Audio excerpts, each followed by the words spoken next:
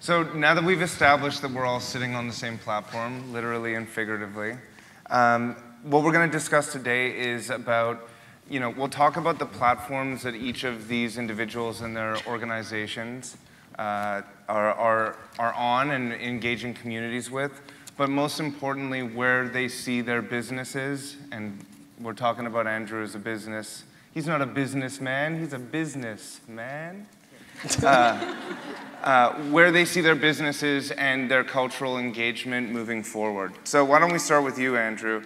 What motivated you to start posting on YouTube in the first place? What was your first video? And kind of walk us through how that happened. Right, so I actually did a degree and diploma in media and cultural studies and television broadcasting at Western and Fanshawe. So in 2006, 2007, YouTube just seemed like a great platform to upload stuff that I was working on and to share it with friends. There was no monetization plan in place. I didn't have aspirations to be famous or to go viral, anything like that. So it was really just for myself and for my friends and family. It happened in 2009, as we were making these music videos for fun, that Canadian Please had all the ingredients, I think, for a viral video. It was a catchy song, really compelling visuals, and it was really timely. It was just a week before Canada Day. So that spread through email, it was on the news. And at that point, I still was not thinking that YouTube would be like a career path for me. I was still very focused on completing my studies. I went on to work as the full-time video producer at TIFF, which is a job that I enjoyed a lot. But the desire, I think, to keep working on my own stuff, to travel, and I was building this community that grew stronger. So I made the decision 2 years ago to leave a stable, permanent, full-time job, and I've just been kind of working on a lot of different things since. Very cool. So how did you build your digital community? And I guess what I'm saying is, was there a certain point where you realized that you were a YouTuber and started to engage digital community management in a more kind of conscious manner, rather than just throwing stuff up on the web? Yeah, well, when Canadian Please went viral, we were dealing now with an audience that wasn't necessarily my own, right? So we started to look a lot at the comments we were getting and answering people's questions and engaging with them, and then getting them to help us share other work that we were producing. So yeah, I think had it not been for having a big international success like that, maybe my attitude toward YouTube would be a little different. But a lot of it was just, people were asking questions they wanted to know, or I was responding to a lot of negative feedback as well, and that played a part. Let's touch on that negative feedback.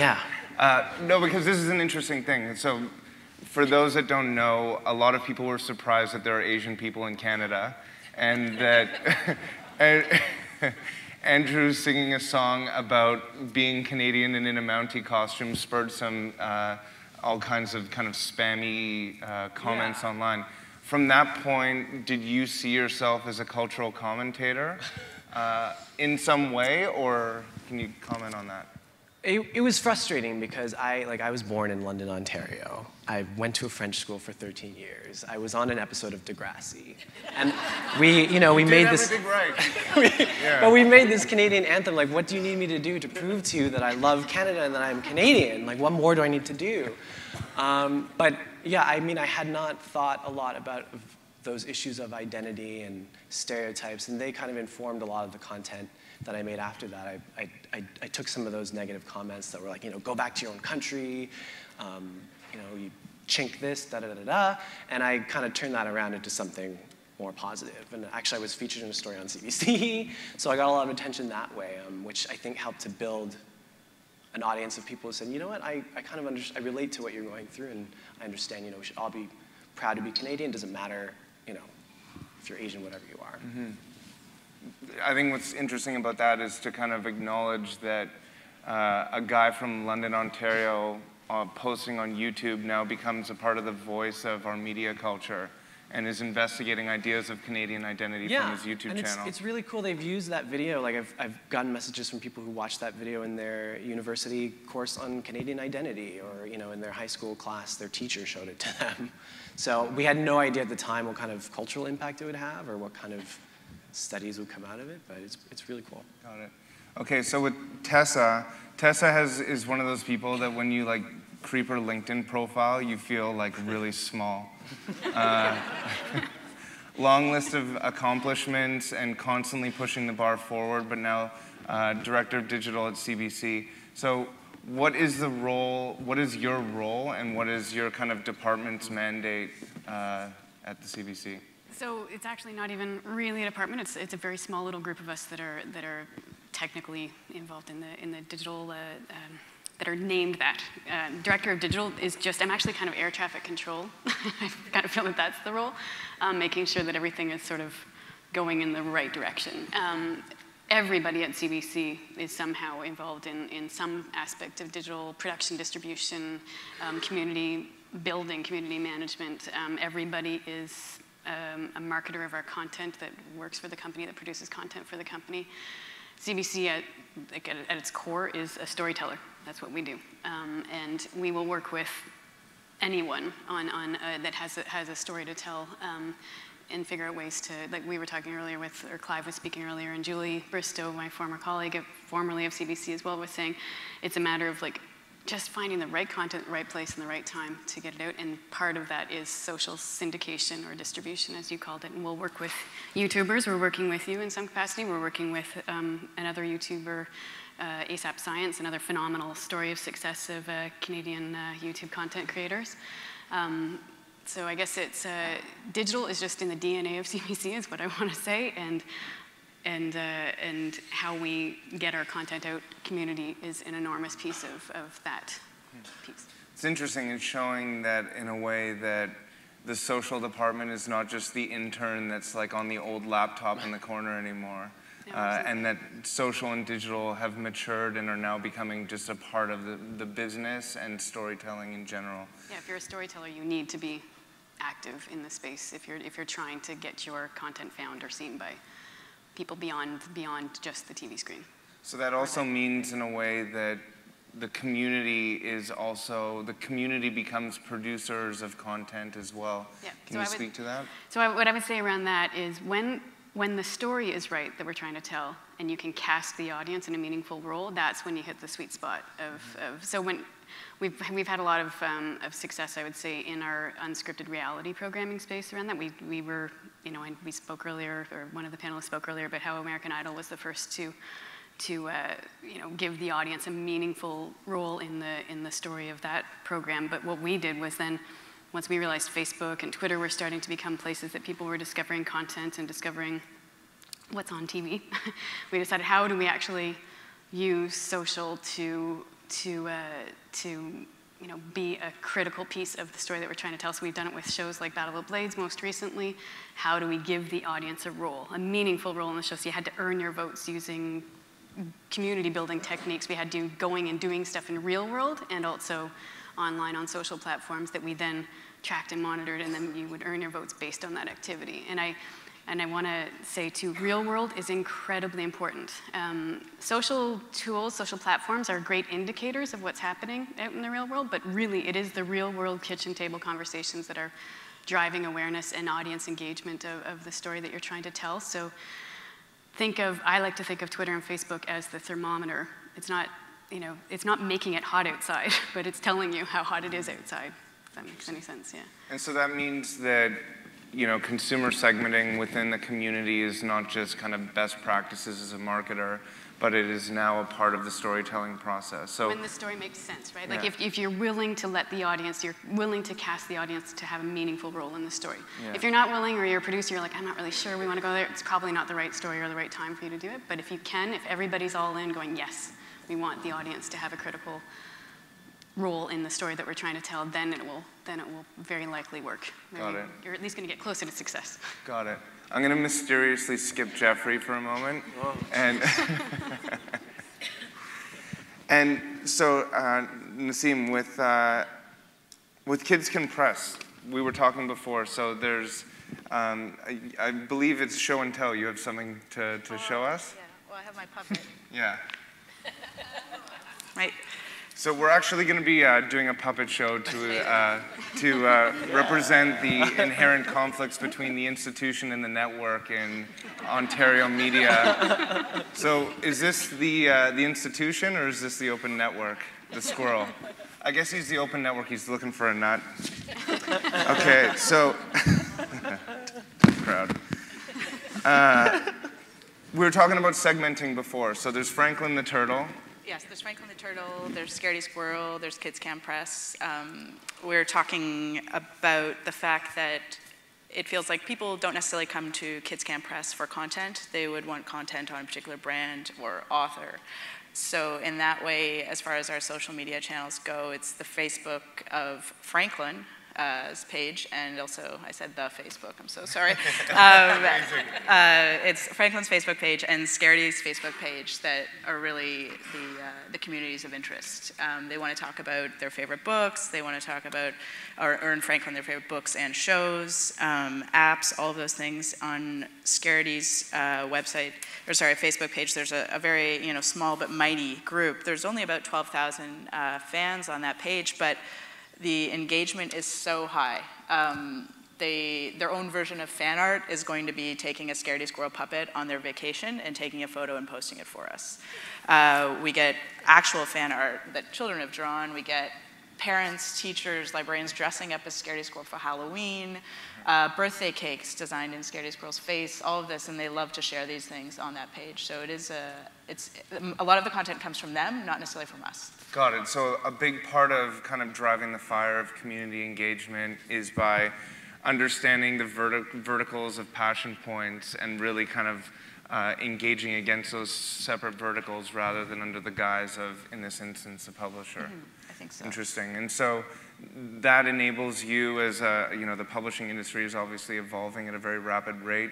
You're then able to, go to an app, go to an ebook, go to merchandising, and continually product develop against those verticals? Yeah, all of those, the print books are still our core business. We have ebooks. We've dabbled in a bit of apps, but that's not necessarily still our core business. Even the ebook world, at least in children's, is still taking off. So we're using the social media to either drive brand awareness, let them know about new print books, and then if there is an ebook available, presenting that as well. Got it. How do you market to kids? As someone that came from Much Music, I know this is obviously like many times a touchy subject. Do you market to kids, or are parents or? Yeah, we go through parents, teachers, librarians. In the cases where I feel like we can, because that's something I always want to figure out is how can we get to kids, because to me they're the tastemakers. Yeah. They're the ones going to the library and saying, do you have Scaredy Squirrel or do you have Franklin or whatever it is. So a library, public library is going to order 40 books, for all their however many branches, if there's a demand of, the parents and the kids asking for that. So in that way, things that we can create that lend themselves to kids driving is video content. So for example, we did a book trailer for Scaredy Squirrel, but we wanted to do something different because I thought, a book trailer is a commercial, and unless it's a really irreverent commercial, it's not going to get that many eyes on it. So we did a public service announcement for Scaredy Squirrel's top 3 tips for Halloween. So that was in a way of us leveraging video to do something different that was actually a piece of content in of itself, even though it existed to promote Scaredy Squirrel Prepares for Halloween. So social is enabling you, whereas historically you may have been marketing institutionally or to the parents, to actually be a part of youth culture and be marketing to and engaging with children more directly. Yeah. Okay, got it. So, mysterious Jeffrey Remedios, the Wizard of Oz of the independent music industry. I know, tough shoes to fill. What I found interesting here is that we're talking about Kids Can Press and the power of segmenting your community and understanding passion points, whereas in arts and crafts, that's something that's obviously the case based on your roster of artists that have their rabid fan base. But what you've been able to do is really build the arts and crafts brand as a community and a brand. So let me ask you this. Do you define yourself as a record company, a management company, or are you something bigger and greater? Oh, Not right. you, arts and crafts. All right, no pressure. Thanks, Chris. You know, when we started Arts and Crafts 10 years ago, I started it on the back of Broken Social Scene. My partner in the company is Kevin Drew, the principal in Broken Social Scene. And we said being a record company would not be the right model for us to just move forward. The world was transforming digitally. This is 2002, 2003. Opportunities were going to be afforded to us because of the digital transformation would break down some artificial walls that held small companies out of large promotion systems. So we could take advantage of that if we could speak holistically for music. I don't want to take this on a music industry total spin, but historically the music industry built on all kinds of unethical business practice, therefore grew as an industry, not so much as one industry, but sort of as 3 or 4 siloed industries with checks and balances against each other. So you have managers, publishers, record companies, merchandisers, all separate businesses. You know, I used to say, working, like if the CBC wanted to use one of our songs, it would be akin to a marketplace where someone wants to buy a car, but they have to buy the car from one company, the tires from another company. Only one set of tires fit on one car, and those 2 companies don't talk, and there's no price precedent. And that's still music today, by and large. So when we started, we said we needed to work kind of holistically with artists and help them just build an ecosystem, us and them with our backs against each other, kind of protecting themselves. So here we are 10 years later, and it's now for us more about us creating platforms and opportunities for artists to connect with fans and potential fans. And it's less so about how we do that than the fact that we are actually doing that. So that manifests itself as with us as a record company, certainly. And as an artist manager, we publish songs. And if there's any game developers here, magazines, broadcasters, anyone that's looking for music, I got some, please come see me. We'll do a deal. We have something at every price, including free.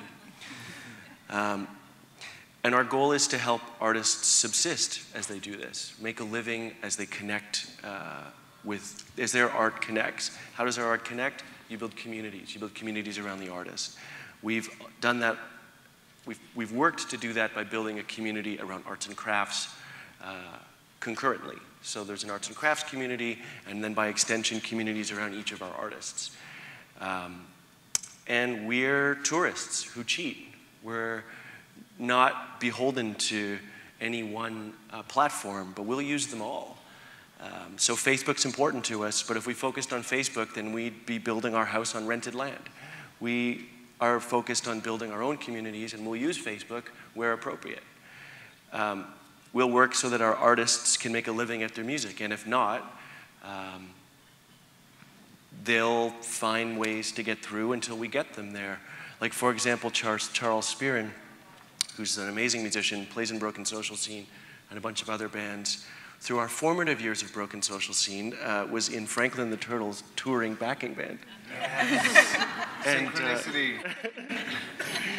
and then otherwise we just experiment. We try different things. I don't know if Stuart from Antica's here, but hi, Stuart. But we've been working with Stuart and his team on a project where we're trying to build communities around artists, around festivals, or the live experience, because you're absolutely right. It's about the real world experience, and how the real world translates online. So, in partnership with the CBC, I'm getting all these it all, connection right? points. We gotta talk. We'll find something to do, for sure. In partnership with the CBC, using Stuart's amazing production company and tech, we've just finished piloting a program where we shot 2 artists at the Rifflandia Festival out in Victoria, Stars and Classified, and we combined crowd-sourced video footage with professionally shot video footage, and we used the communities of the artist and the festival to promote engagement, to get the footage in, and have then put it together into a kind of a compelling offering, which is then broadcast on CBC Music. And the CBC has commissioned a series for 2014. So the pilot, at least has gotten kind of through piloting phase. And it's just about, experimentation in building platforms and building communities around those platforms. Got it. So, yes? Yes. No? No, but what's interesting about that, and I think is very important, I mean, what we're doing with Free Agency is the same kind of thing of connecting creators that are driven by passion points, be it in music and fashion and culture, and helping them align strategically with media companies and brands. But none of that works if it's not driven by pure passion. A love of squirrels, music, be it any of the various CBC show franchises, and then, Andrew, all of the things that have driven your creative process. And what's interesting to me is we look at all of these different platforms to use and business models and monetization and all of these things, is that if we lose sight of the reasons why we're doing it in the first place, the community is gone. So I think that's something that definitely shines through from everything that we've heard so far. So on that note, we're already answering some of my questions about the qualitative definitions of success. Hopefully we've gotten that, but what are the quantitative factors? Andrew, why don't we start with you? What is your success dashboard? I mean, I look at views and I look at subscribers because those relate directly to how much money I'm gonna get from like ad placements. But I've also learned, I think recently, it's a little bit unpredictable. And I'm at the mercy of a lot of, the YouTube design changes, and my content gets buried and that kind of thing. So I've really started to ask myself, am I proud of what I've made? Do people like it? Are people engaging with it? Are they sharing it? And, am I happy? Can I pay my rent? Is this going somewhere? So those are kind of the things that I'm focusing on right now. And I have a goal to travel more, and last year I was very lucky to work with different corporations that sent us on a few trips. And the audience that I do have that's stuck around for 5, 6, 7 years, they're still loving the stuff that I make, they're still sharing it. I was recently in Tokyo, we had a meetup there. I was recently in New York, we had a meetup there during the winter storm. So people are coming out to these things, and it's great. So now that it's interesting because you actually, from a YouTube perspective, had a very explicit dashboard for success. When you self-identify as a YouTuber and your focus is on that platform, you actually have a great tool at your disposal. But now is the question about what are all of the platforms at my disposal, including real life, including the like, and you're looking beyond. Is there a life past YouTube? I hope so. I mean, I've always hesitated to define myself as a YouTuber. The majority of the creative content that I'm making, for sure, it goes on YouTube and Facebook, Tumblr, Twitter, Instagram, Vine. All these platforms kind of exist for me with the aim to draw people back to the YouTube space. But I think what's going on in that space now, it's very clear to me that that's not where I want to end up forever. I've recently started hosting live shows with Tiff. We've started doing these live appearances, and I think, I'm making a lot of music. That music doesn't have to live on YouTube. For sure, YouTube is always going to be part of what I do, but I don't think that I'm exclusively a YouTuber.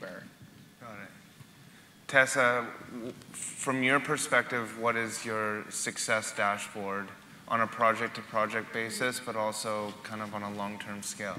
So as air traffic control, it's very exciting. We actually do have like a digital KPI process where with every project we try to identify what are the things that we can actually measure. What are we trying to do with this story that we're trying to tell, and what are the things that we can measure to define whether or not we succeeded in reaching whatever that goal was. So that's going to vary by every single one. But if I raise that at like the 100,000-foot level, I really sound like a pilot. Ultimately, what we want to do with as many of our projects as possible is to have a meaningful, emotional touch point with Canadians. And however we measure whether or not we've actually done that, it might be, Facebook Insights, it might be YouTube views or whatever it is, or shares, which then ultimately, hopefully, will translate into mass audience appeal. So we're always looking at individual project, what is the thing that we're trying to do, what are the measuring pieces that we can track on it to then learn from. Essentially, that's ultimately the point of that, is to try to suck the marrow out of every single bone that we're involved with, to try to really, learn from this to what we learned on Battle of Blades, we're applying to what we're doing with the Olympics, and then that will be applied to next thing. And then at the larger level, have deep, meaningful engagement, emotional touch points with audience, which is ultimately what any storyteller wants to do, is have an emotional relationship with the audience. Do you find now that you touched on social being kind of the thermometer rather than the weather itself? And I say that because a lot of people, you hear the things about Nielsen says, if you have this much trending on Twitter the minute before broadcast, you'll see a ratings increase of blah, blah, blah. I'm not convinced that those correlations actually are as distinct as that yet. Maybe they will get to that point, but we've not yet. Maybe it's the Canadian landscape too. We've not been able to have that kind of indicative relationship. I do believe, though, that social is representative of that. And if you're really interested in this stuff, read up on dark social. It sounds like sinister, but it's actually, dark social is just stuff that you can't log into a dashboard and see what's going on, but is all of the stuff that's happening on email and at kitchen tables, stuff that nobody can actually track, even Google. but if you are giving your audience a meaningful role and then you're giving them something to talk about, whether it's because it's controversial or emotionally engaging to them, you're probably having an enormous impact, and then that's probably going to be reflected in your ratings if it's TV, or your views if it's YouTube or whatever. Got it. So you touch on dark social, this idea that this true metric of culture and cultural engagement, and its affinity or connection to your properties. We know that big data is huge. We know that Twitter and Facebook are all kind of circling around the TV business. Are people within the organization at CBC answering your emails and your calls faster these days than a couple years ago? Yes, and I'd also say that we're trying to be as responsive as we can be in those platforms as well, because if you are talking to people on public-facing social platforms, you're probably answering the one question that one person had for 100 or maybe 1,000 other people. So, got it. Yes. Got it. Very cool.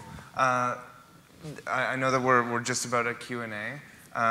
Jeffrey, one thing I'm curious about, and you guys, either of you can chime in, because I think that and you can arm wrestle for who gets to answer with our minute that remains. The recording industry is increasingly being redefined, and the publishing industry is being redefined.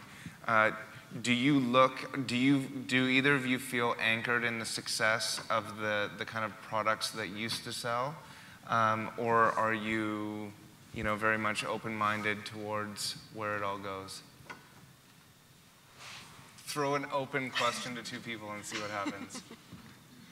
Do you feel that your success in print is a burden as it relates to innovation? No, but you're talking to someone who loves books, so to me, I'm like, what? You don't want to look at the print book? But then I have my colleague who makes ebooks in the audience, so I have to say that. But then when we look at the digital ebooks with the read-along and the interactivity, you're like, that's super cool too. So to me, it's more about what story, going back to story, does a particular idea lend itself better to? Because some things, like, if they're a very interactive book within the page, they can lend themselves to a great app or ebook. So. Got it. So I suppose to say at the end of the day, what we now have, because we are closer to our audience through the various channels and dashboards, we have the opportunity to know what our audience expects and wants of us. And the opportunity is there from a business and a content creation perspective to listen and to follow, which is kind of an interesting thing as it relates to many businesses that used to kind of just push a product out to a consumer. So, questions, any questions from the gang? I'm sure you guys can do a better job than me. Hello? Yes, sir. This is a question for Andrew. I was sort of curious about the viral Canadian Please, how it happened, the timeline, how you went from 1 to 1 million, 1 million to 2 million, and to what degree, once it's going, can you control it, can you feed it, can you shape it, and was it national, international? Right. So we produced the song and the video in like a 48-hour time span in London on like one of the hottest days. But I think it was about a week before Canada Day. And at that point, I did have a little bit of an audience. I had grown an audience from a video that had been popular before that. But we actually didn't do a lot to seed it or to aggressively tweet it at anyone. We got a big bump when CTV News somehow got it. I have no idea to this day how that happened. But once it was picked up on traditional media, that's when we started to get like parents, grandma, grandpa, emailing it around. I lost my train of thought there. What was the rest of your question? Controlling it. It was also actually, someone had ripped it and uploaded it to stupidvideos.com. And MSN Today picked that up. So there was a pop-up when you use MSN Messenger. And so I know we got a ton of views from that as well. Sorry. I did the ICQ noise. Did you? Embarrassing. But actually, yeah, it's nearing 4 million views on YouTube, which today is not a huge number when you look at the viral videos they have today. But I do know that we had a lot of views on other sites as well. It was on College Humor. It was all over the place. Where I think today, now when you hear about a viral video, it's like it was viral on YouTube. But ours was it was everywhere. Yeah.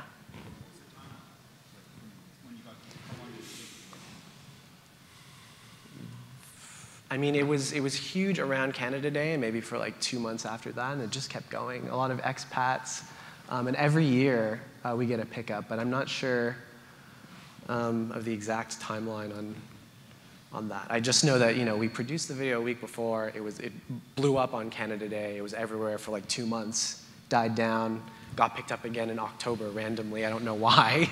And then every year, kind of as it nears Canada Day, we see a pickup there. It seems like maybe a basic thing to acknowledge, but you launched a video about Canadian identity like a day before Canada Day. Is part of your programming plan to look at things that will be a part of kind of popular consideration so that people will be You more should likely? do that. I mean, I've done another video about, it was around the time of Valentine's Day, and it wasn't as successful. So it's kind of, you can plan, but there's also that weird timing luck thing. You've all stressed the importance of shaping that community and riding that momentum. Is there anything that you plan for? What do you do when the momentum stops? And is there anything you can do to plan for it? Are any of you planning for stopped momentum? Or is that just a really scary thing that you just avoid thinking about? One of the things that we try to do is move communities from one title to another, if possible. So when I referenced what we learned from Battle of Blades, we're applying to the Olympics, we're also trying desperately to get the people that are figure skating fans that were part of that community aware that here's this other thing that we're doing over here, so please come and join us there and let's continue the conversation. It doesn't always work. Yeah, no, totally. You gotta try fast, fail fast, Yeah. iterate fast, try again. A key metric for us can be the speed of SoundCloud listens. So you put a new song into the marketplace, how quickly are people listening to it? And as much, we could love some songs, and if the pickup isn't there, you don't want to spend good money after bad. So there's like this kind of balance of is it just it needs to get into other places, or do you need to work on the creative? Does that mean that you release, do you release music sooner? I guess the album used to come out and the single cycle would happen. Now it's more about release some music and maybe feel it out. The thing about the music industry today is that there are no rules. So there's no formula. I think a lot about aggregated past practice. Like, you can learn to change a tire, and the first time you change a tire, it might take you 2 hours, and if you change 100 tires, 1 tire per day for 100 days, you'll get pretty damn good at changing tires. But in music, and I think with a lot of the digital ecosystem, like the rules are changing underneath. So you have to kind of learn how to learn. And so look at each situation and look at the variables and who is this artist, who is their audience, where does their audience live, what's the best engagement point for this audience? Is it a small but heavily loyal audience that you can, that are looking for premium products? Is it a diverse, disparate, but not that engaged audience, and or something in between? Which goes back to the idea that listening and empathy and then critical faculties at evaluating platforms are really like the kind of key pieces now. I think you just said that in a much smarter way than I. I didn't have a car analogy though. Is there any more on buttons? Oh, there. Hi there. Jeff, you might have touched on this a little bit in your last comment, but Chris, you spoke about the success dashboard and what it looks like. Jeffrey, I'm just curious how your success dashboard has changed from when you started the company 10 years ago. Yeah, great question. We try to look at each artist uniquely, and success of an artist measured by their own benchmarks that we set together. Artistic success is different for everybody. At Arts and Crafts, a part of our core of our ethos is that we want to work with interesting, authentic artists. We want to release music and work with music that we feel is going to age well. We want to help the artists creating that music build their communities, build an ecosystem that fits their expectations. But that's different for everybody. So hopefully that answers your question a little bit. The timer is counting up now. We're earning time to ask questions. Or are we done? Where's God? So all of you guys have very established platforms of people following you and interested in what you do. But for somebody who is, say, a digital marketer who might be starting from square one, maybe, who doesn't really have that established audience yet, who doesn't quite know the parameters of who's following them, what kind of tips would you give to start out and then start building out from there? I feel like I would need to know what the product was. That's a big part of it, knowing what the... Well, strategy is sort of, to me, based on knowing your product and then knowing your audience, so if that would be helpful. But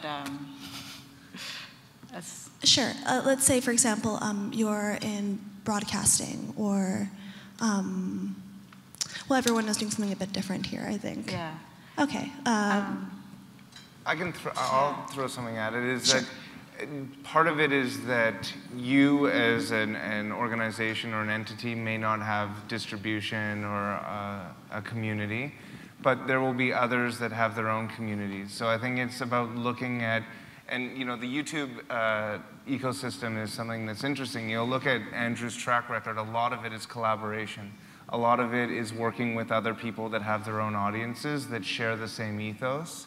And that is a way, if we look at our peers or the people that we admire or that we want to kind of connect with, their audiences aggregated can be your audience.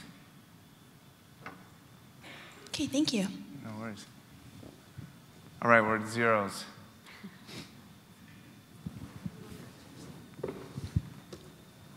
Great. All Thank right. you, Chris. Thank you, panel. Thank Really you, good. guys. Cheers.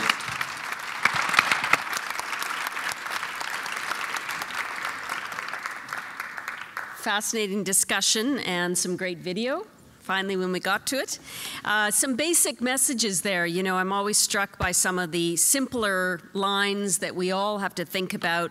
Andrew made mention of them. Launch content, engage and build your audience, and then respond to that audience. And I know Tessa has been telling us news developers for a long time now that we have to engage and respond, primarily respond to our audience because they expect it. I think what we didn't talk about here, and perhaps what you face when you go out to clients from more traditional industries, is there's a cultural catch-up going on in this industry. And by that I mean, people in Tessa's department have had to infiltrate the rest of the company that's you know, coming up to where digital is, I can say not only is it the DNA of CBC, but digital first is our platform in no matter what we do. We now all think about where do we go digitally first. But there is a culture shift that's required in some of these legacy companies and industries, and